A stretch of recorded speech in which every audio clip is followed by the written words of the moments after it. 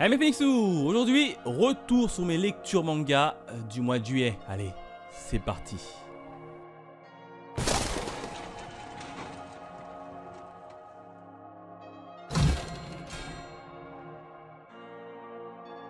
On démarre mes lectures manga avec la maison d'édition Akata où j'ai lu le dernier tome 4 de Bathtub Brothers. Magnifique petite série dans la globalité qui était vraiment chouette. Le dernier tome, bien évidemment, on va revenir sur un petit dénouement, un dénouement qui est plutôt sympa et cool. Bon, qui est assez ouverte, c'est une fin qui est assez ouverte et qui ce serait pas mal si on aurait une petite saison 2. Mais globalement, c'est une petite histoire où il y a du what the fuck partout, il y a des morts un peu what the fuck partout, et il y a du comique et la fin quand même reste quand même une fin convenable. Donc dans la globalité, ce titre là j'ai plutôt bien aimé et je suis plutôt content de cet achat. On continue mes lectures manga avec Versailles of the Dead ou Died des éditions Kata et le premier tome. Bien évidemment, c'est une petite nouveauté pour moi.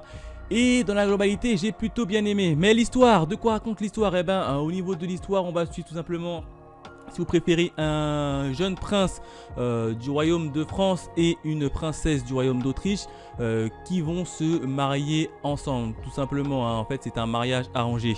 Et durant le petit voyage de la princesse autrichienne qui se rend en France pour se marier avec le prince du roi de France, sa petite calèche s'est fait attaquer par des zombies. Bien évidemment, durant cette tragédie, elle a trouvé la mort et la princesse avait tout simplement un frère jumeau, si vous préférez, entre guillemets une petite doublure. Et ce petit frère jumeau va tout simplement prendre la place de la princesse pour se marier et se fiancer avec le roi de France.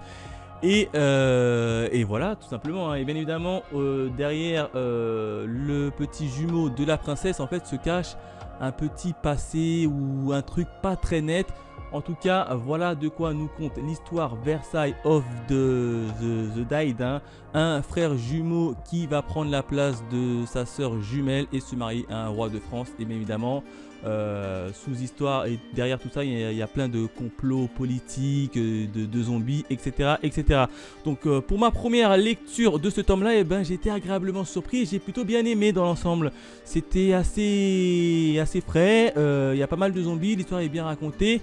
Et au niveau du graphisme, ça fait... Bon, le graphisme est assez classique et classique, on va dire. Mais allez, je vais vous montrer rapidement une petite page. C'est assez classique, mais ça reste quand même dans le ton de la royauté. Et ça, j'aime beaucoup. En tout cas, je suis assez pris dans l'histoire et ça, c'est vachement cool. Petit coucou du côté de la maison d'édition de Kazé avec The Promised Neverland et son fameux tome 18 que j'ai enfin lu. Et bien là, ça s'accélère, après le cataclysme qu'avait lancé Norman auprès des 5 familles régentes. Emma arrive et découvre le carnage. Qu'est-ce qui va se passer? Je vous le dis pas trop pour éviter de vous spoil, mais sachez que je ferai une petite review qui sortira normalement prochainement sur le tome 18. Bon, ceux qui sont intéressés, n'hésitez pas à aller suivre cette série. Mais en tout cas, je kiffe vraiment cette petite série. Plus que 2 tomes et on est à la fin. On continue avec une petite nouveauté de la maison d'édition Mangetsu et c'est Shiruran, le fameux tome 1. D'ailleurs, c'est une première pour moi au niveau de cette maison d'édition. Alors de quoi nous raconte cette petite histoire? Globalement, on va suivre Hijikata, qui est un membre assez imminent du fameux Shinsengumi, un peu une petite milice du shogun. Et on va tout simplement ses débuts dedans. Voilà à peu près le speech de départ. Alors qu'est-ce que j'en ai pensé? Et ma foi, le premier tome, je l'ai trouvé assez mitigé. Alors, je suis pas trop rentré dans l'histoire, malheureusement. Alors, de base, j'aime bien tout ce qui est histoire de samouraï, épéiste, etc. combat.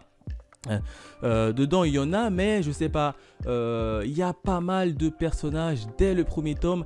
Et ça m'a quand même un peu freiné. Alors au début, je comprenais pas pourquoi ils avaient mis des personnages, une petite présentation de personnages dès le tome 1. Généralement, ce genre de petits bonus, on le retrouve dans le tome 2. Et puis là, directement dans le tome 1, ils te le mettent. Et puis je comprenais pas pourquoi. Et puis en fait, quand j'ai vu le nombre de personnages qu'il y a dedans, c'est hallucinant, hein. Du coup, pour retenir tous les têtes, les prénoms dès le tome 1, c'est assez compliqué, hein. Il y a facilement une quinzaine de bonhommes dedans, hein. Une quinzaine de bonhommes, rien que dans le tome 1, ça c'est énorme. En plus, ce sont des bonhommes, à mon avis, que tu retrouveras dans les tomes suivants. Et du coup, on s'y perd très rapidement. En termes graphiques, pourtant, c'est plutôt très bon, hein. Regardez, je vais vous donner une petite... sans trop vous spoil, regardez. Graphiquement, c'est très joli, hein. Il n'y a rien à dire, hein. Il y a pas mal de combats d'épée, des combats d'épée qui sont assez stylés. Et ça, c'est vraiment cool, hein. C'est pas des combats bourrins pour mettre des combats bourrins, mais il y a vraiment une stratégie derrière. Mais je sais pas, j'arrive pas pour l'instant à rentrer dans l'histoire dû au gros nombre de personnages qui nous s'est balancé comme ça dès le début. Alors je prendrai également le tome 2 et j'essaierai de le lire et puis je me ferai un avis beaucoup plus concret si je continue ou si je m'arrête sur cette série. Mais série qui pour moi est assez mitigée pour le moment avec le tome 1. On continue du côté de la maison d'édition Kyun où j'ai lu le tome 4 de Valkyrie Apocalypse. Magnifique lecture encore une fois, hein. Une jaquette juste géniale, hein. Alors je vous dis pas les noms des deux personnages qui sont sur la jaquette parce que sinon je vais vous spoiler si vous n'êtes pas à jour. Bien évidemment, pour ceux qui savent déjà ou qui ont déjà vu même ma dernière petite review que vous pouvez retrouver juste ici, hein, du tome 3, vous saurez qui sont ces deux personnages, hein. Petite lecture assez enrichissante, hein. On retrouve nos deux combattants, hein, dans une guerre d'usure et on en apprend un peu plus sur le passé de Sasaki et ça c'est vachement cool et vachement intéressant. En tout cas, au niveau de Valkyrie Apocalypse, j'adore réellement cette petite lecture. Enfin, on termine avec deux petites lectures chez Mian Edition et le premier d'entre eux c'est Kegan Ashura et le fameux tome 1.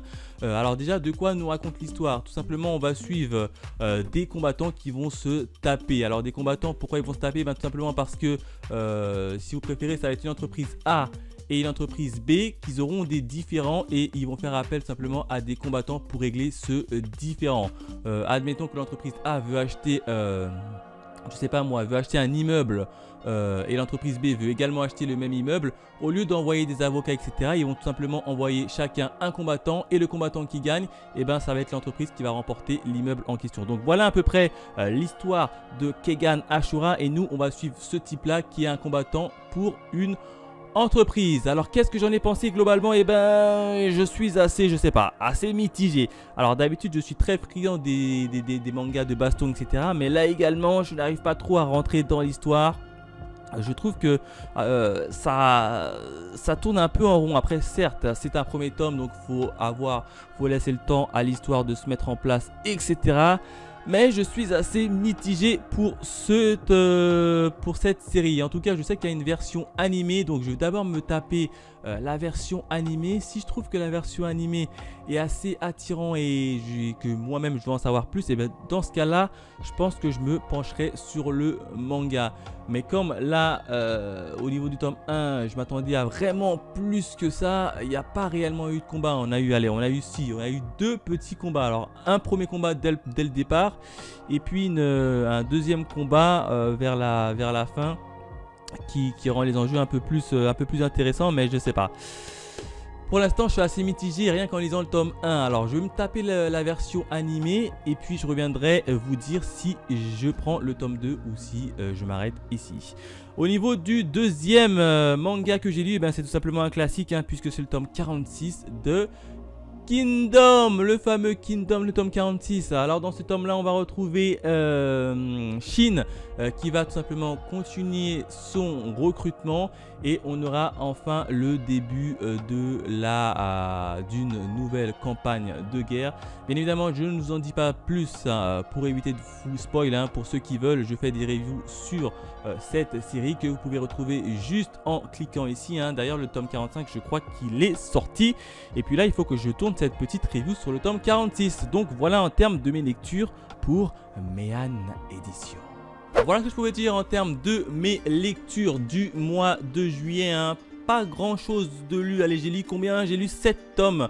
Donc c'est plutôt pas mal pour moi en tout cas. N'hésitez pas à me dire dans les commentaires pour vous, quelles ont été vos lectures du mois et si ça vaut le coup par exemple de continuer la série Kegan, Ashura ou bien Shiruran. Dites-moi tout ça dans les commentaires. Quant à nous, on se retrouve très vite pour des nouvelles du Phoenix. Allez, bye mes Phoenixos.